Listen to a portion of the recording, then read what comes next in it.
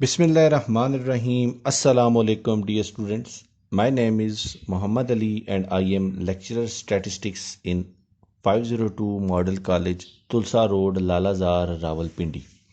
Dear students, आज हमारे पास special case है चेन इंडिसेस का। इस लेक्चर से पहले हमने लिंक रिलेटिव्स की मदद से चेन इंडिसेस कैलकुलेट किए थे और मैंने पिछले लेक्चर में बताया था कि जब हम नेक्स्ट लेक्चर पे जाएंगे तो हम स्पेशल केस करेंगे जिसमें प्राइस रिलेटिव्स कैलकुलेट करके दिए हुए होंगे और इन प्राइस रिलेटिव्स की मदद से हम चेन इंडिसेस फाइंड आउट करेंगे। तो अब हम इस क्वेश्चन के सोल्यूशन की जानिब मूव करते हैं। अब प्राइस रिलेटिव्स में लिंक रिलेटिव में हम ये करते थे कि हमारे पास जो पहली वैल्यूज़ होती थी हम उनको 100 के तौर पर लिखते थे, लेकिन यहाँ पे ऐसा नहीं होगा। ये स्पेशल केस है, इसमें हमारे पास जो इनकी पहली वैल्यूज़ हैं उनको सेम एज बिफोर लिखेंगे जैसे वो थी।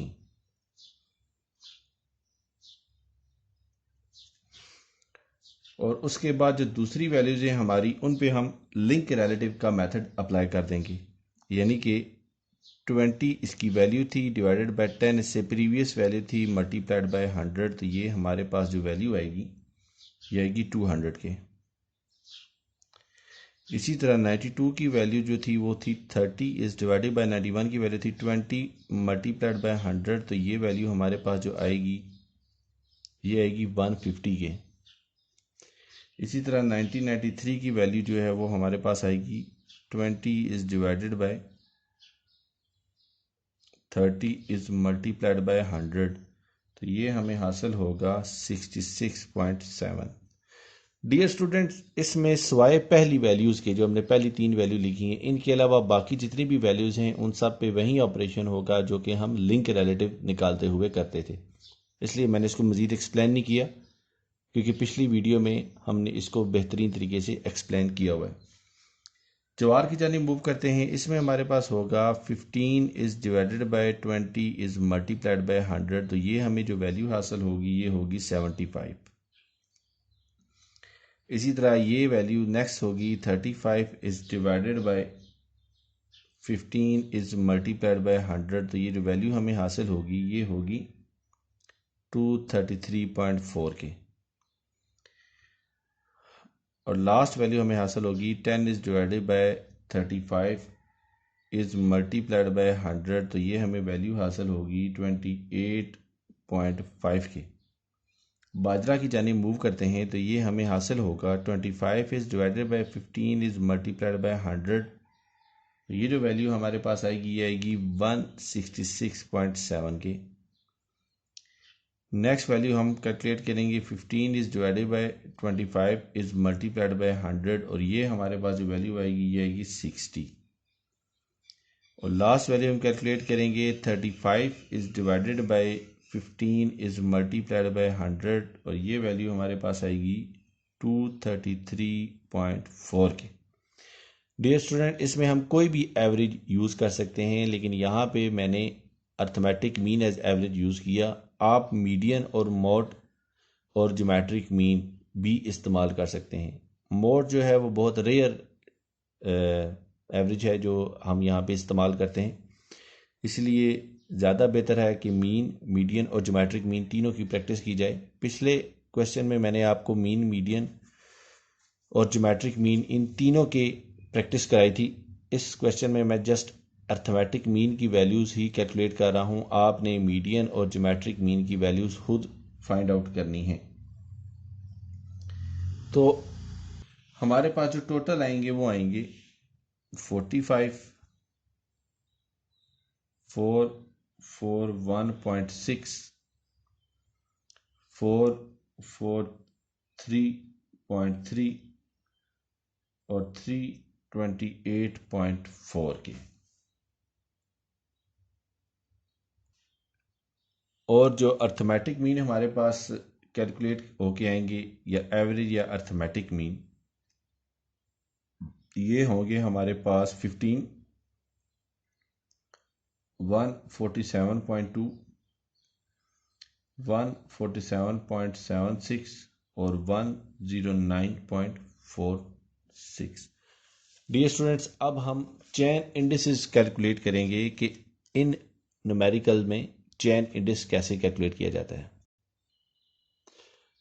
अब हम कैलकुलेट करते हैं चेन इंडिसेस। तो हमारे पास जो पहली वैल्यू थी 1990 की, उसमें हमारे पास जो एवरेज आई थी वो आई थी 15 के। 1991 में जो एवरेज आई थी हमारे पास वो आई थी 147.2 के। 1992 में जो एवरेज आई थी हमारे पास वो आई थी 147.76 के। और 1993 में जो एवरेज हमारे पास थी वो थी 109.46। अब हम इसमें क्या करेंगे, हम जो सबसे पहली वैल्यू है उसको लिखेंगे 100। इस वैल्यू की जगह हमने लिखा 100। अब इस 100 को हम मल्टीप्लाई करेंगे नीचे वाली वैल्यू से और डिवाइड करेंगे 100 से। देखते हैं क्या आंसर आता है। 100 multiplied by 147.2 is divided bye 100, तो ये हमें 147.2 ही देगा। अब इस कैलकुलेशन के बाद हमें जो वैल्यू हासिल होगी उसको हम मल्टीप्लाई करेंगे इससे, यानी कि 147.2 multiplied by 147.76 is divided bye 100। तो हमें जो वैल्यू हासिल होगी वो होगी 218।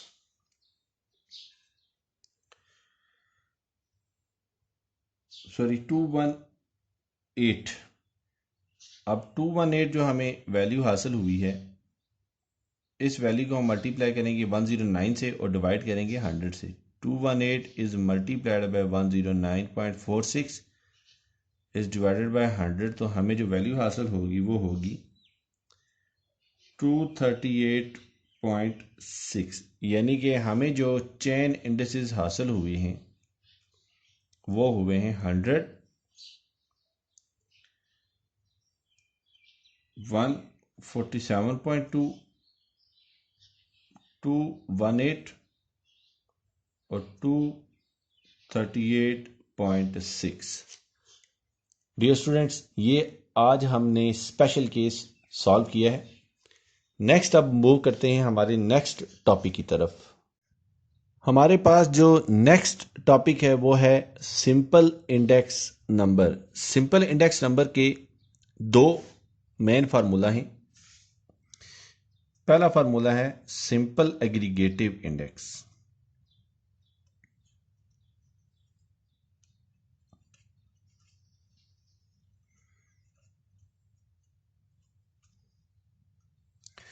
Simple aggregative index number. अब एग्रीगेटिव जहां पे लिखा हुआ है इसका मतलब होता है इकट्ठ, यानी कि मजमुआ।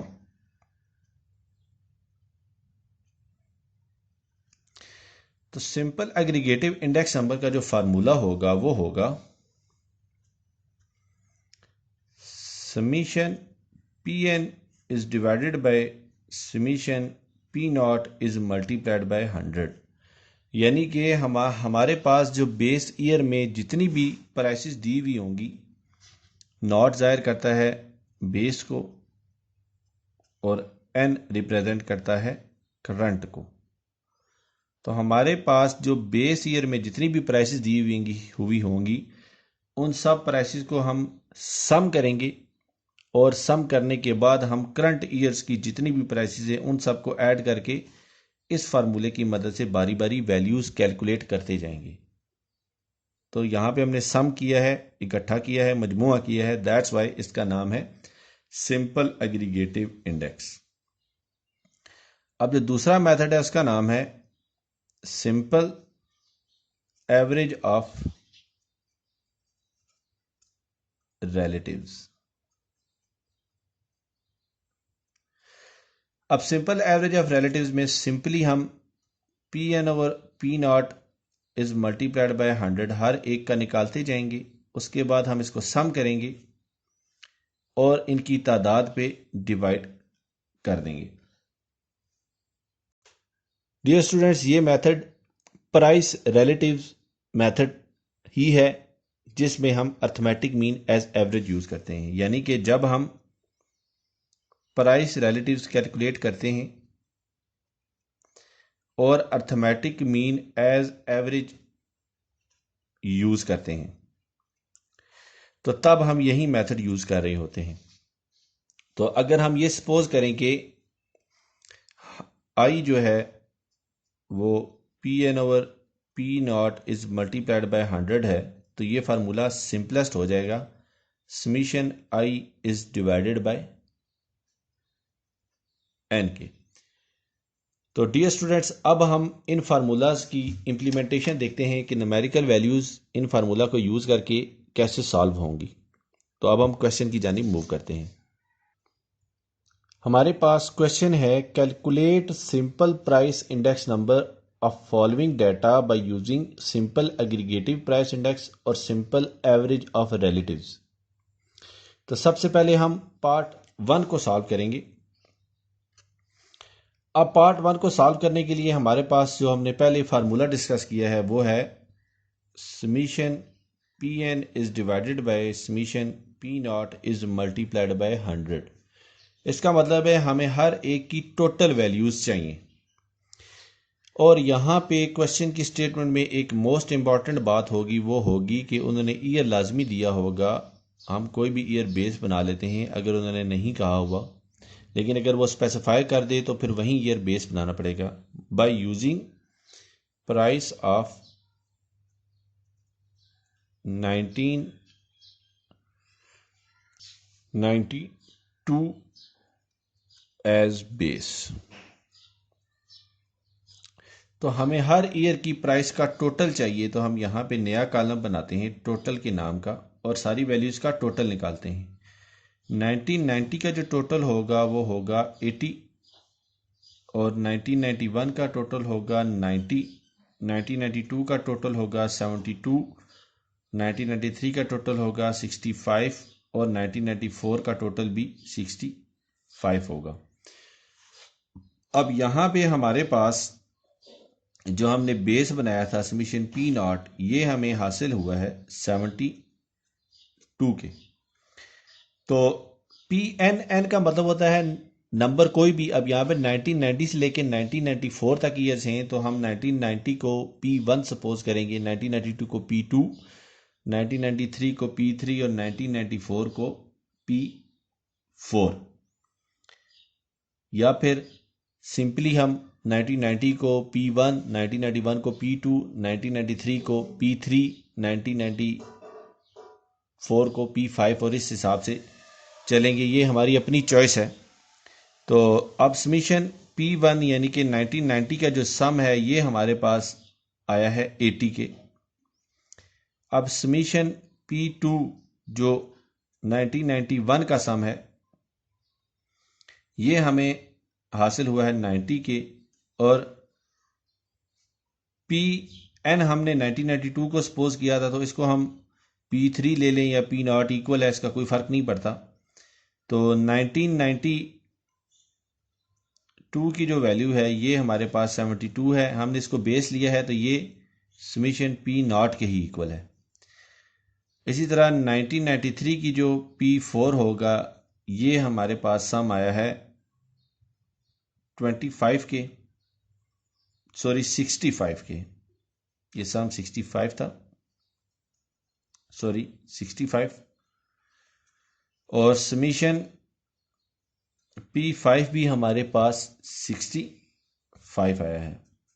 ये 65 नहीं 25 था, तो गलती से मैंने 65 कर दिया। अच्छा, इसका मतलब ये है कि ये जो वैल्यू है ये 1990 की वैल्यू है, सॉरी 1992 की वैल्यू है, हमने इसको बेस बनाया है। ये वैल्यू हमारे पास 1990 की है, ये 1991 की है, ये 1992 की है, ये 1993 की है और ये 1994 की है। तो अब हम वैल्यूज कैलकुलेट करते हैं। तो फॉर 1990 ये होगा summation P1 is divided by summation P not is multiplied by 100, यानी कि 80 is divided bye 70 is multiplied by 100, तो ये वैल्यू बनती है 114.28। 1991 के लिए हमारे पास जो फार्मूला बनेगा वो बनेगा, हम डायरेक्टली अप्लाई करने जा रहा हूँ। 1991 की जो वैल्यू थी हमारे पास थी 90 और बेस हमने 70 बनाया है, सॉरी 72 है बेस हमारा। तो 90 is divided bye 72 is multiplied by 100, तो ये हमें जो वैल्यू हासिल होगी ये होगी 128.57। 1992 के लिए हमने बेस यहीं बनाया था तो इसकी वैल्यू 100 ही आएगी, और 1993 के लिए हमारे पास जो वैल्यू आएगी वो आएगी 65 is divided bye 72 is multiplied by 100, तो हमें जो वैल्यू हासिल होगी वो होगी 92.85। इसी तरह 1994 की वैल्यू हमें हासिल होगी 65 is divided bye 72 is multiplied by 100, तो ये हमें हासिल होगा 92.85 ही। तो ये हमारा simple aggregative price index number की मदद से हमने ये वैल्यू कैलकुलेट की हैं। तो अब हम next simple average of relatives की तरफ मूव करते हैं। अब जो सिंपल एवरेज ऑफ रिलेटिव है, सिंपल एवरेज ऑफ रिलेटिव्स, हमारे पास जो सिंपल एवरेज ऑफ रिलेटिव्स हैं, अब इसमें हमने सिंपल प्राइस रिलेटिव्स कैलकुलेट करने हैं। प्राइस रिलेटिव्स कैसे कैलकुलेट करने हैं? P n is divided by p not multiplied by 100 के फार्मूले से, और जितने भी ईयर्स हैं सब की वैल्यू ऐसे ही कैलकुलेट करनी है, और उसके बाद हमने टोटल निकालना है, और टोटल निकालने के बाद उसकी एवरेज कैलकुलेट कर लेनी है। तो डियर स्टूडेंट्स, ये मेथड हमने पहले भी किया हुआ है, इसलिए इसको मैं रिपीट नहीं करूंगा। आप पिछला लेक्चर देखिए या फिर इसको खुद सॉल्व करने की कोशिश कीजिए। तो इंशाल्लाह ताला नेक्स्ट लेक्चर में आपको अगर समझ नहीं आई तो ये मेथड दोबारा रिपीट किया जा सकता है। तो अब हम नेक्स्ट टॉपिक के इंट्रोडक्शन की तरफ मूव करते हैं, जो इंशाल्लाह ताला हमारा अगली क्लास में उसको डिटेल हम पढ़ेंगे। वेटेड इंडेक्स नंबर हमारे पास नेक्स्ट टॉपिक है, वेटेड इंडेक्स नंबर। तो वेटेड इंडेक्स नंबर की डेफिनेशन कुछ इस तरह से होगी कि a formula which is used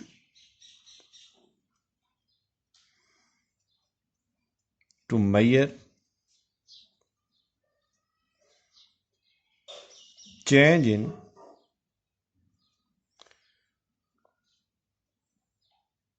a single variable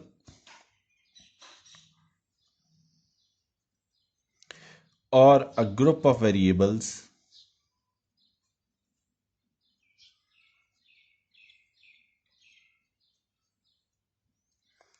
with respect to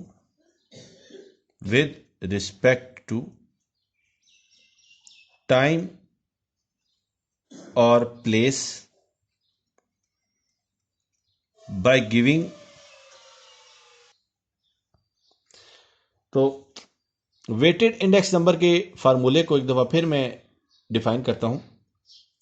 A formula which is used to measure change in a single variable or a group of variables with respect to time or place by giving importance to certain commodities। यानी कि ये हमारे पास weighted price index number वो formula होता है जिस फार्मूले की मदद से हम प्राइसेस में या क्वांटिटीज में चेंज मेजर करते हैं जगह और वक्त के लिहाज से। यहाँ पे जो वक्त है वो टाइम पे घंटे, मिनट्स या सेकंड्स नहीं हैं, ये वीक्स, मंथ्स और ईयर्स या डेकेड्स हैं। और प्लेसेस का मतलब कंट्री, सिटीज़ या टाउन्स है। अब इसमें सबसे ज़्यादा इम्पॉर्टेंट बात है कि इसमें लिखा हुआ है by giving importance to certain commodities, यानी कि कोई खास कमोडिटीज़ हैं जिनको हम ज़्यादा इंपॉर्टेंस देते हैं, that's why it is called weighted index number. तो वो खास कमोडिटीज़ की मिसाल देता हूं मैं कि जो आपके पास वीट है,